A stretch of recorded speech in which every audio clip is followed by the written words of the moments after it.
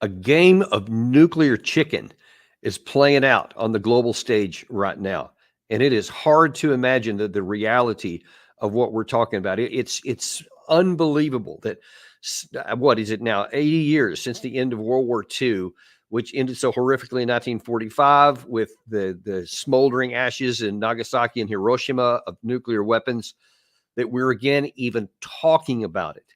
And this is not a situation, folks, to where something may accidentally go wrong or some miscalculation somewhere could out of nowhere cause this potential nuclear escalation. This is stuff that right now people are cold, calculated, thinking actively about, playing out the pros and the cons. And listen, you need to understand what's going on here. Don't let this miss by. Don't be paying so much attention to like what Trump said today or what Biden polls are showing or what Kamala Harris is saying. None of those things are going to be mattering here, because this is literally our future at stake. And I don't want to be too bombastic and I don't want to be too alarmist here. But when we're even talking about the potential for nuclear war, you need to be very sober and cold-hearted in understanding what is at stake, and you need to know what's going on. And that's what we're going to do here today. We're going to bring you up to date. So you may have seen this already, but I'm going to show you, just to kind of reiterate the sternness and the seriousness with which Vladimir Putin said yesterday that he would consider the use of long-range weapons by the United States, Britain, France, whoever, into Russian territory to be basically an act of war. Here's how he put it. Это решение будет принято. Это будет означать не что иное, как прямое участие стран НАТО, Соединенных Штатов, европейских стран в войне на Украине. Это их прямое участие. И это уже, конечно, существенным образом меняет саму суть, саму природу конфликта. Это будет означать, что страны НАТО, США, европейские страны воюют с Россией. А если это так, то, имея в виду изменение самой сути этого конфликта, мы будем принимать соответствующие решения, исходя из тех угроз, которые нам будут создавать. Okay, so as we speak right now, UK Prime Minister Starmer is having conversations with President Biden. A lot of his other officials are also talking. I mean, they're actively discussing back and forth right now whether there's going to be an authorization given to use, whether it's the British Storm Shadow or any other weapons. Ironically, they're apparently trying to be nitpicky and say, well, we don't want to use any American long-range weapons, but we have to give permission for Britain to use the Storm Shadow missiles even, because there's some American components in it. Like Russia is going to make a differentiation between if it's some American components or an American missile. I mean, that kind of misses the point here. The issue is not exactly which missile it is, but whether the West gives permission for its top-of-the-line long-range weapons to be used against Russia deep into its territory.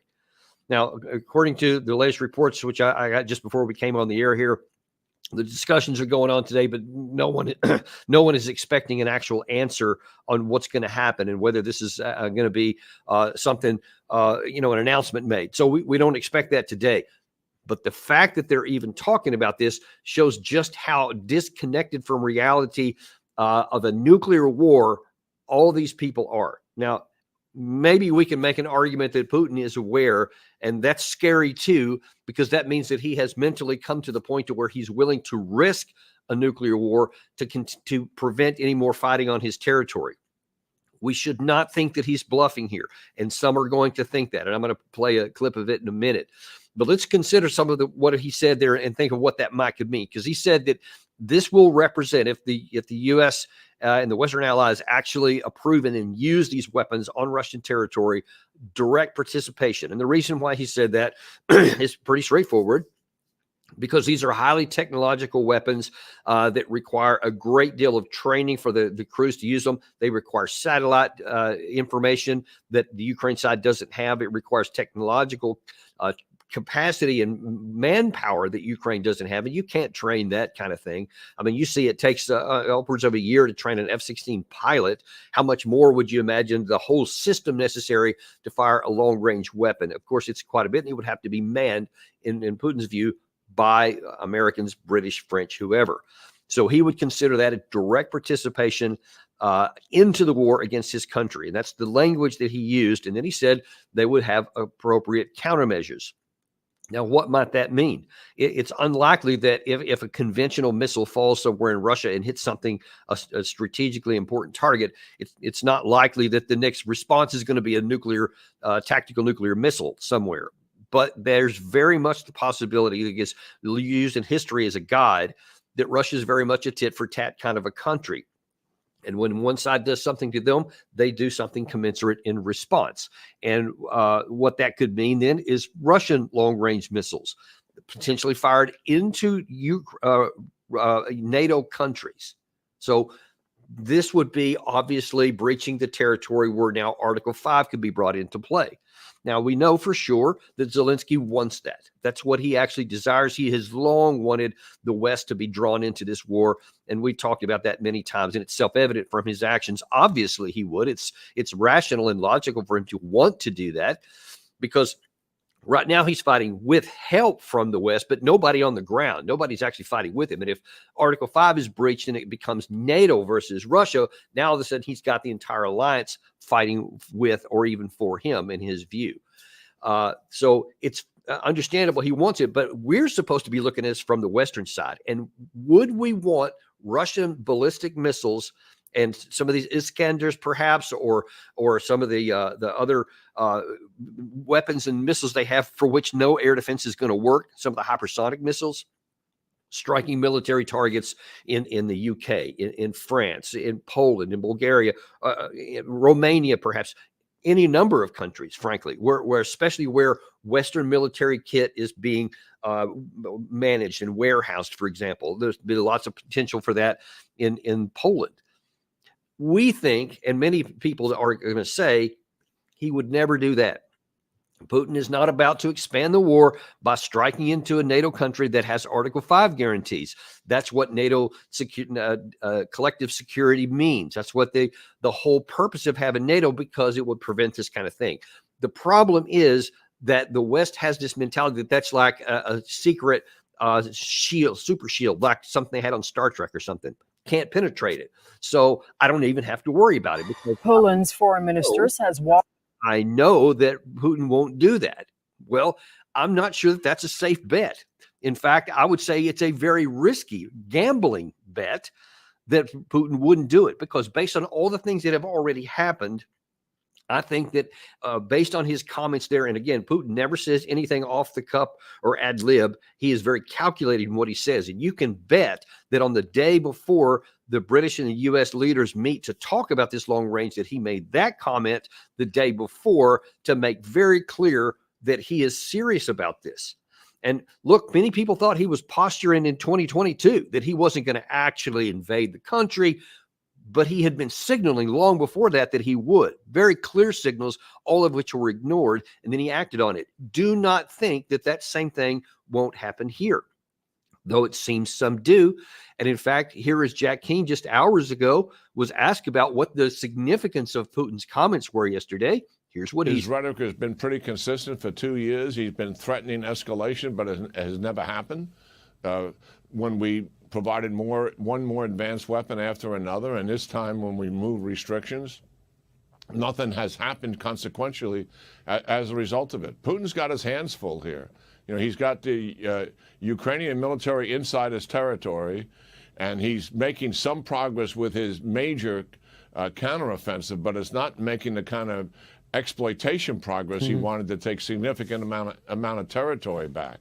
So there are real issues for him on his side as well. And now, for the first time ever, he's waving a flag that he may be willing to talk. We'll see if that becomes a reality or not.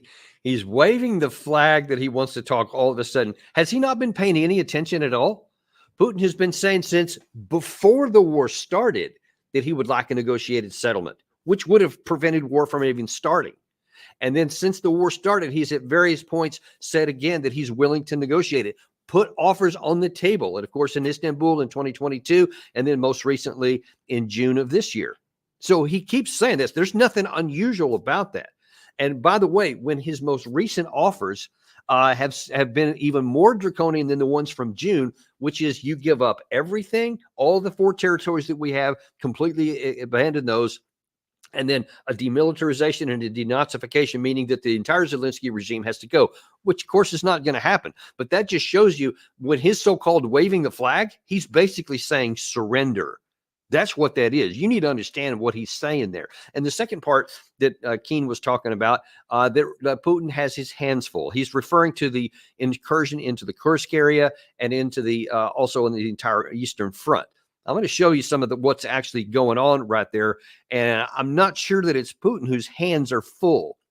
But the other thing that I really wanted to highlight from what he said is the whole first part of his comments there was that, well, we did this stuff early. We gave the tanks, we gave the air defense systems, we gave even the Patriot systems in the F-16s, and nothing happened. So Putin didn't do it before, so he's not going to do it now. He wasn't happy about any of those things, and we were afraid of escalation. Never happened. Ergo, it never will. So again, you have this mentality that there's like this protective heat shield over NATO because of Article 5 that he won't ever do it. I know he won't. So let's continue to do that. Now, that's one thing for a TV commentator and a former general like Jack Keane, but that same mentality is dangerously even in the administration at the highest levels. As last week, just days before Putin made his comment, you had CIA Director Burns say this. None of us should take lightly the risks of escalation. There was a moment in the fall of 2022 when I think there was a genuine risk of, the potential use of tactical nuclear weapons. I have never thought, however, and this is the view of my agency, that we should be unnecessarily intimidated by that. Putin's a bully. He's going to continue to saber rattle from time to time. Yeah, so don't worry about it. He's just going to saber rattle. He's just a bully. And you know how bullies are. As soon as you stand up to them, they'll back right down. That's how it works in movies, folks. That ain't how it works in real life. And don't think of Putin as a bully. You can hate him. You can dislike him. Got it. That's fair game. But what you can't do is underestimate him. What you can't do is treat him like a movie caricature that if you just stand up to him, he's a bully and throw some names at him, that somehow that's going to affect his actions. He is a nationalist. He is somebody that's going to defend and protect his country. And when his country has been physically invaded in the south, in the Kursk area, that's something he's handling. And as I've told you, that was not of strategic importance. And Russia contained it right away within days. And now then they're in the process of reducing that incursion. But if it had been a serious incursion where they were literally at risk of driving into the country and maybe taking a major city, I promise you there would have been a very different response, because Putin is very calculating and he's not going to want to test NATO. He's not going to want to spawn a war with NATO if he can avoid it. But if this escalation happens, it's going to show that there's no limit to what NATO can do. And there's not even a limit that potentially, if nothing happens with the use of long-range weapons against strategically significant targets for Russia, then you can't say that anymore that the West won't actually bring troops in someday. That's probably what's motivating the mind of Vladimir Putin right now. So we have put him into a position to where it's nuclear chicken. Do we risk firing long-range weapons into Russia? And would Putin risk potentially getting into a nuclear confrontation with NATO? That's where we are right now. And of course, I mentioned a minute ago that Zelensky wants to draw the West in. He'd like nothing more. Well, he's trying to put a little flame on that fire right now because with Starmer and Biden meeting just a few minutes ago, actually, this was reported on The Independent, that Zelensky vents his anger at the long-range missile delay as Putin, quotes, burns down our cities. Now, I'm going to show you in a minute part of what he's talking about right there, and there certainly is some truth to that. But, folks, we can't let Zelensky drive any trains here. Let's just be blunt. This issue is between Russia and Ukraine. It's always been about Russia and Ukraine, and it's still about Russia and Ukraine, and it should stay there. And it should stay something between the two that gets knocked out. Western Europe and the United States have never been threatened by Russia in all of this war here. The only reason now then the target set is potentially going to expand into the West is because we keep pushing the buttons of the Russian side to see, do they really mean it? Now, just think for a minute, just rationally, what sense does it make to say, I wonder if Putin really does have a red line? I wonder if he really would fire long-range weapons of his own into Western cities, possibly even at American targets, for example. We can't even rule that out. We also can't rule out that it could be somewhere else, like in the Middle East. America has all kinds of troops out there, and we know that Russia has been sending lots of equipment and other things to Iran. They could have been sending their own weapons and missiles in there that they could use against American targets, which would be utterly defenseless against anything, the higher level stuff that the Russians have. All of our defenses, that's most of these outposts in Iraq and Syria and Jordan, are for tactical, rockets only, or mortar systems. They are definitely not to stop high caliber weapons that the Russians have. We would be completely helpless if that happens. Why do we want to find out if Putin would actually do that? It's almost as though somebody says, I actually want a war with Russia. Just a little one, something that we can contain, something that's going to hurt them because the Ukraine's not doing enough. They're losing too many people. I don't know. That's speculation, of course. I can see that fully. But when you look at the actions, it is irrational. It is irrational for the leaders of Western countries to even contemplate firing weapons into Russia that they themselves would never tolerate. I just imagine.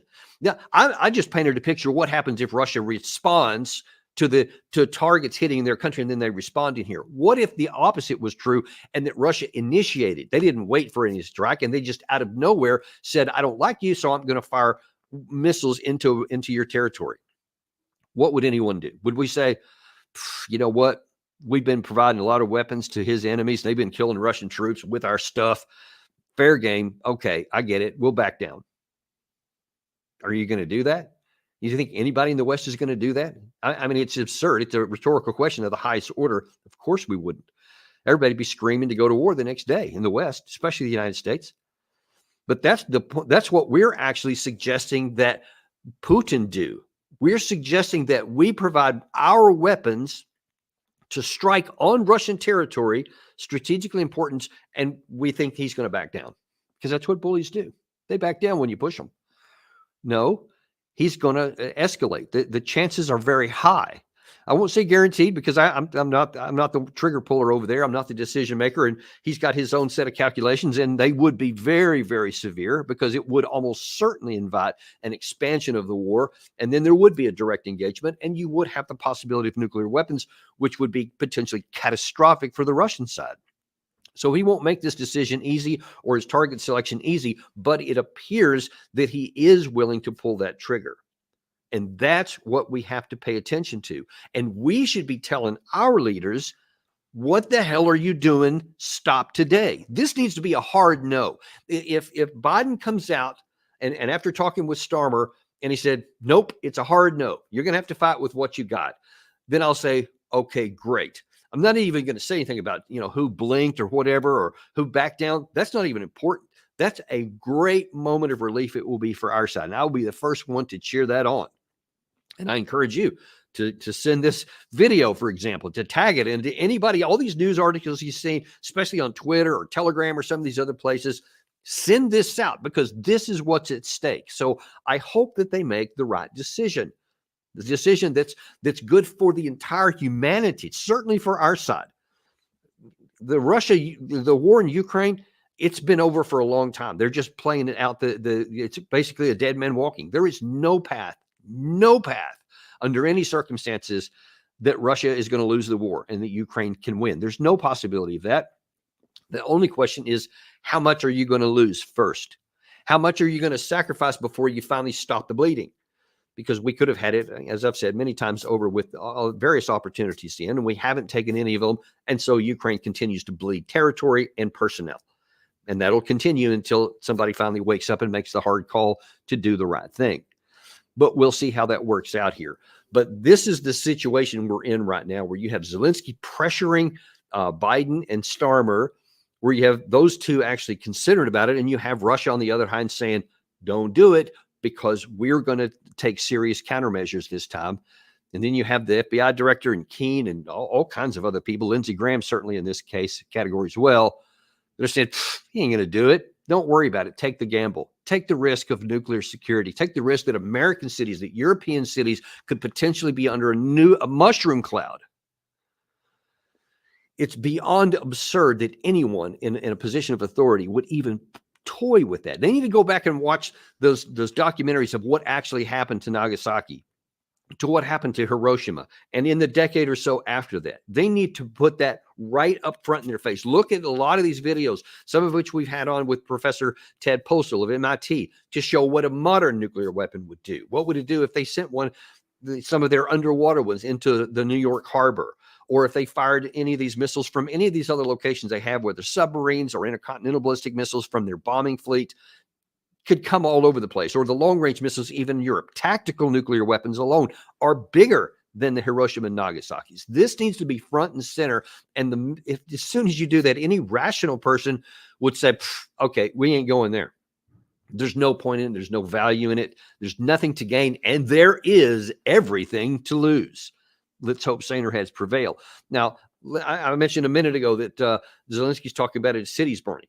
Let me show you what he's talking about there, because the really things are starting to fall apart in all directions for him. This is the northern area here. I'm going to look at that first. In the Kursk area, because there's been a lot of changes even over the last 24 hours. And over the last 3 or so days, the Russians have been basically conducting a Western offensive here. This is the Kursk incursion, just kind of a reminder. This is Russian territory here where Ukraine sent a bunch of troops in, thousands of troops in on the 6th of August. Well, since basically in the last week, even less than that, Russia has been making significant progress. And you see along almost the entire western edge of this incursion, the Russians have been making major gains into this area here. Ukraine has actually tried to relieve some pressure by having some limited incursions in some of these other areas around that to try to drain some resources away. But Russia is now, of course, they can't be caught by surprise anymore. And these have made very limited gains here. And they don't have enough troops here to handle that. But the Russians are paying attention now. So all that's doing is losing yet more troops. Now, oddly enough, this should tell any person with tactical understanding that this is now methodical, because there's apparently, sorry about that. There's apparently a significant number of Russian troops in this area up here, and then also down in the southern part here that's putting all the pressure on these areas here. One is coming in from this direction, and another movement has been driving in from the south.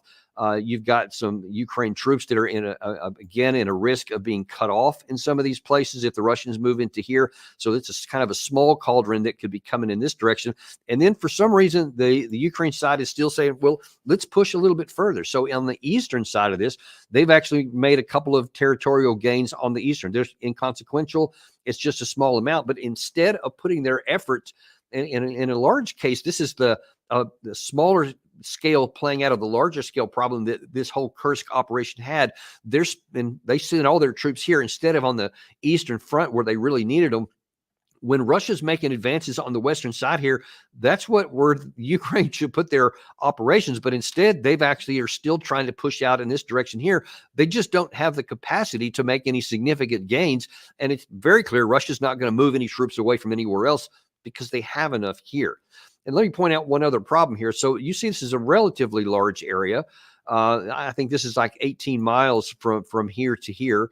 So you see about how far that is. Well, the Ukraine side here, number one, they're going to require all these territories to stay open so that they can get the supplies keeping coming in. And of course, Russia's taken all these things under attack, and they're trying to hit all the supplies as they come in from the south. But there's no defensive positions of any nature that's dug in here. So the only thing they have to fight from is some of these villages or just open area. I mean, there's really nowhere for them to hide. And it doesn't make a lot of sense from a military perspective to continue putting your effort and go into one direction here when you're basically your rear and your flank is being penetrated over on this side. And in fact, the whole thing is untenable. They need to immediately withdraw and save all of these guys while they can still do it. It's hard to fight a fighting withdrawal, but it can be done if they did it correctly. But if they don't do a fighting withdrawal and they say, no, we're going to stubbornly try to hold everything and every inch, then they're going to end up losing everybody.